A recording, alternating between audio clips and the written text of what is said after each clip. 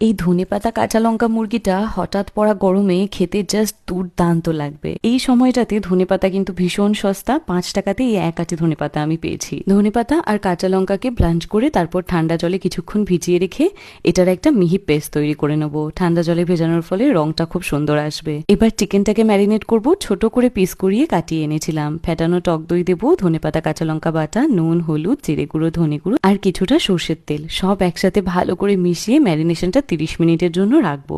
আর অন্যদিকে একটা বাটিতে একটা বড় সাইজের পেঁয়াজ, আদা, রসুন ভালোভাবে ব্লেন্ড করে নেব।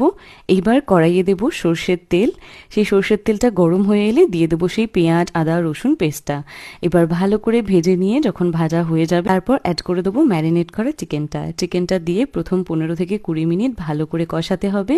কষাতে কষাতে যখন রংটা হালকা চেঞ্জ হবে তখন বাকি ধনেপাতা কাঁচা লঙ্কার পেস্টটা দিয়ে আবারও কষাবো।